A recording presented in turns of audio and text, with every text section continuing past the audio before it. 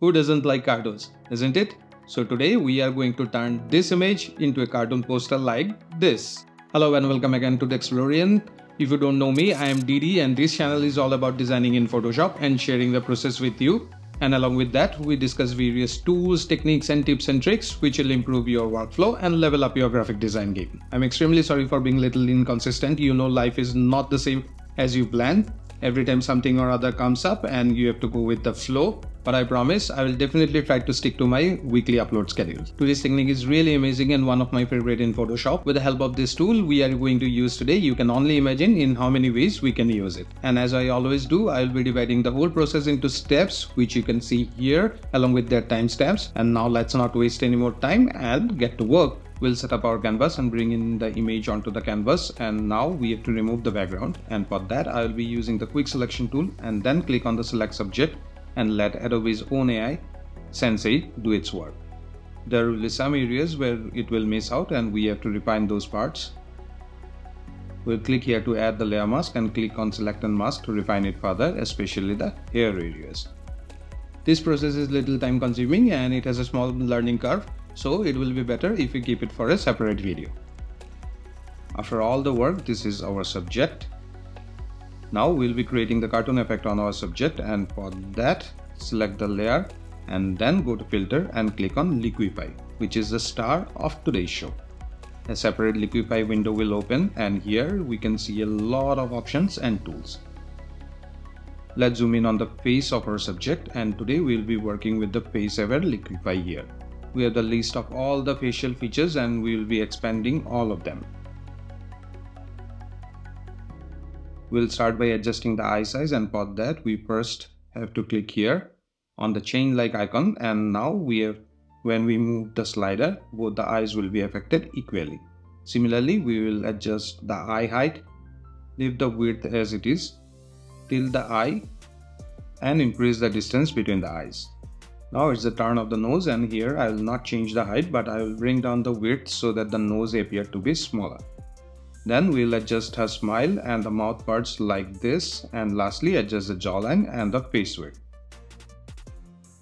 Just pay attention to one thing, we have almost touched the maximum limit of most of the parameters and we cannot increase the value any further.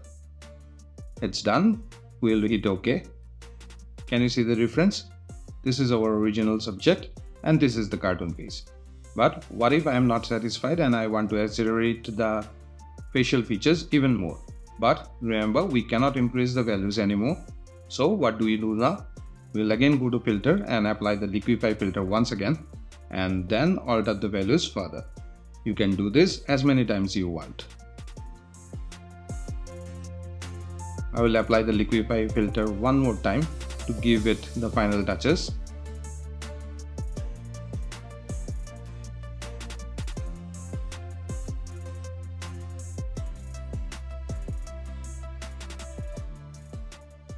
I'll collapse this and now take the forward warp tool here, make brush size bigger by pressing the right square bracket and slowly click and drag these areas to adjust her face. Do it very carefully, otherwise you may end up deforming the face altogether. Don't do it too much, just a little.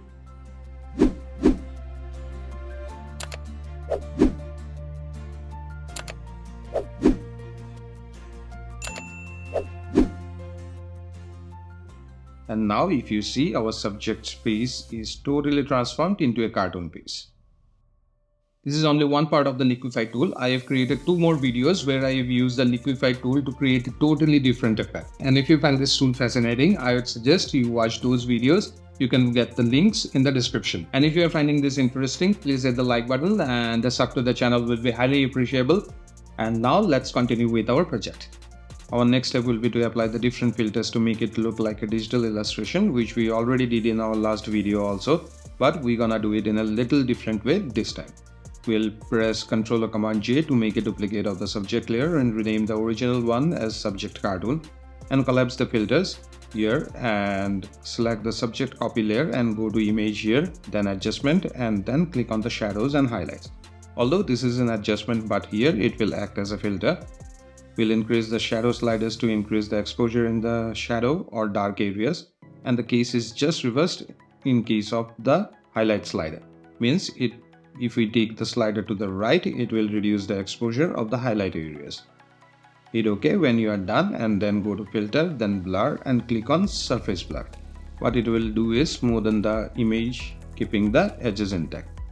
We'll crank the threshold all the way up and adjust the radius. I will keep it at 4 and then bring down the threshold slider slowly to get the desired look, and just when the edges are clearly visible, I will stop. Let's adjust it a little more. This will be my final settings and I will hit OK. We'll go to filter and this time go to others and click on high pass. It will add a little bit of sharpness to the image. Keep it around 1.7 and then double click here to open the blend mode of the filter and set it to overlay. We can also adjust the opacity of the filter here. I think 85 is good.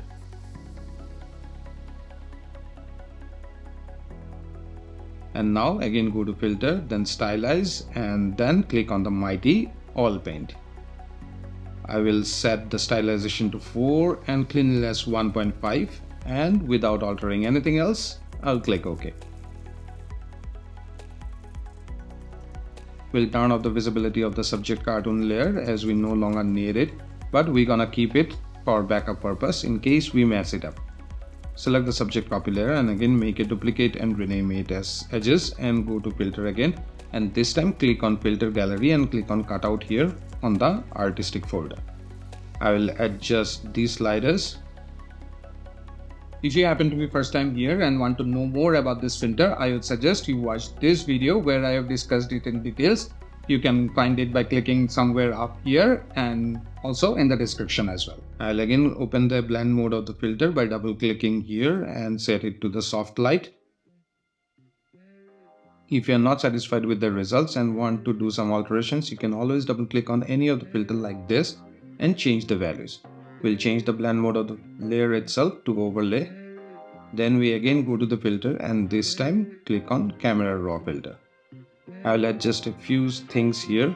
The first will be the exposure, then contrast, then bring down the shadows a little bit, increase the whites and bring down the blacks a little bit.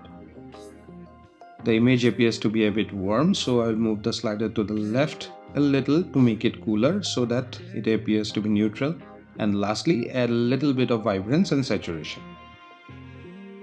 And the last filter we'll be adding is by going to the filter gallery and clicking on the poster edges, which will add black lines along the edges. And again go to the blend mode of the filter and adjust its opacity to around 50%. Then we'll set the overall opacity of the edges layer to about 90%. Before proceeding to the next step, let's just link these two layers. In this step, we'll be fine-tuning our image, which will make it more realistic as a digital art, and also we're gonna remove some of the black patches from the poster edges filter, and we'll do it all manually with the help of the brush tool. It is going to take some time, and that's why I will be speeding up the videos at different stages. We'll create a new layer and hold the Alt or Option key and click in between the layers to clip it to the edges layer.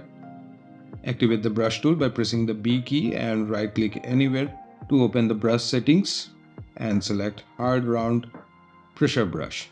This is only if you are using a graphic tablet where you can use the pen just like a pencil on a paper. Means you can manipulate the strokes by altering how hard or lightly you press the pen, just like we do on a paper. But if you are using the mouse, then select the hard round brush and you have to adjust the flow of the brush every time for a different stroke, which is frankly a bit annoying. We'll hold the Alt or Option key and the cursor will change into a color picker tool. Click on the white color area on the image, then release the Alt key and we'll paint here to add a reflection in the eyeball.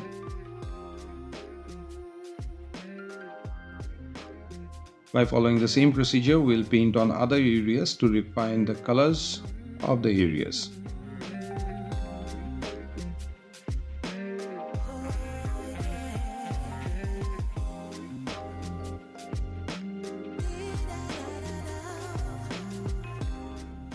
We'll rename this layer as eyes. We'll create separate layers for different parts of the image and repeat the same process.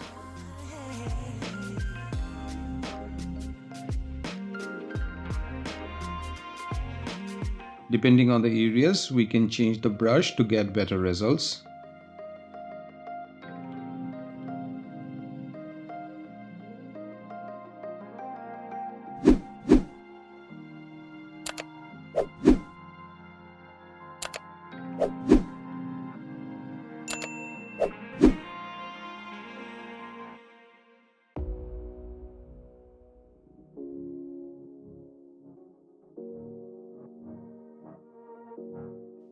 For the hair layers, we will change the blend mode to overlay and also change the opacity around 60%.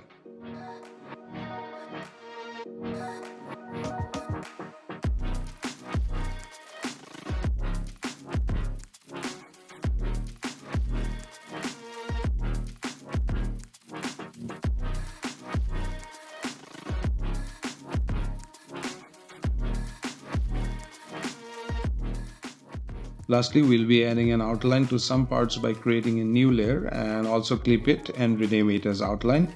Select the black color and paint along the edges like this.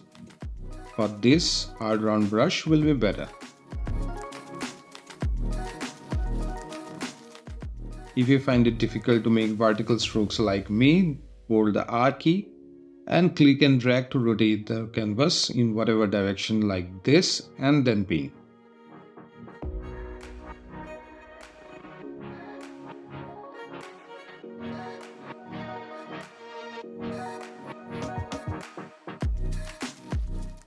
When you are done, press the R key again and click on Reset View. And now we'll select all these layers by holding the Shift key and convert them into a smart object and rename it as Subject. We are done with the subject and now we will be working on the background and incorporating some of the elements and text into the poster. And now we'll create a solid color adjustment layer. I will choose a shade of blue and place it at the bottom, and this will serve as our background. Then we'll click on the text tool and click anywhere on the canvas and type in the text of our choice. For this, I'm using a font called Inspiration. It's free and available on Google Fonts. I have given the links in the description also. We'll resize and position it like this. I will change the color of the text and now double click here to open the layer style dialog box, and first click on bevel and emboss to give it a 3D effect. Play with the different sliders to get the desired look. Next, we're gonna click on the outer glow here, change its color to a lighter shade of the yellow color of the text, crank up the opacity and bring down the spread to give it a subtle glow around the edges. Then we'll be adding a stroke effect. Adjust the size of the stroke with this slider and keeping all other things as it is, we will click OK. Now we're gonna make a selection of the text by holding the Ctrl or Command button and clicking on the icon of the text layer, and then select the subject layer and add a layer mask to it. We want just the opposite, so we have to press Ctrl or Command I to inverse the mask. Make sure the layer mask is selected. We'll again take the brush tool, make it bigger. Take the hard brown brush, change the foreground color to white and paint like this to reveal the subject like this.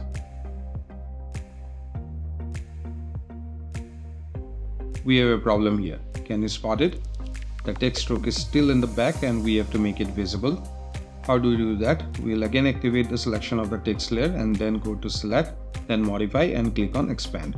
We'll expand the selection by 15 pixels. Again, select the layer mask of the subject layer, take the brush tool, change the foreground color to black and paint inside the selection to hide the subject like this. Now, we'll again open the layer styles of the text layer and add a drop shadow to it. We'll then create a new layer just above the color fill layer. Take the brush tool and this time select a brush from the powder brush folder. This is a set of 20 brushes. I've downloaded it from brusheasy.com. They are completely free. Check out the website and I'll provide the download link in the description. I have selected a teal shade for the color and I will rotate the brush 90 degrees by holding the Shift key and click on the arrow key and just click to add the smoke effect and rename the layer as smoke. I will add another new layer and this time select the Kyle Spatter brush, increase the size and click. Rename the layer as Paint Splatter. create another layer and now use a halftone brush.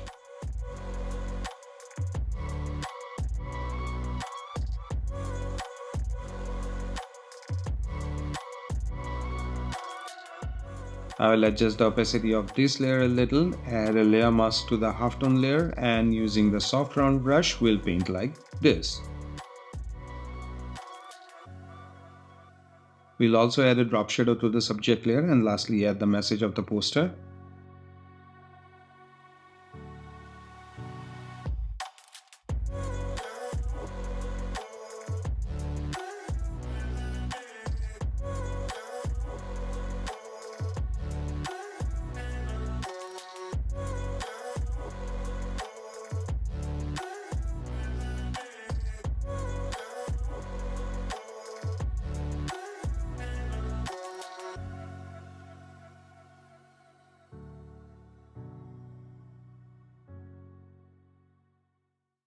And this completes our today's poster. I'm sure you enjoyed the making of the poster and the use of this amazing Liquify tool. And if you want to know more, this video is for you.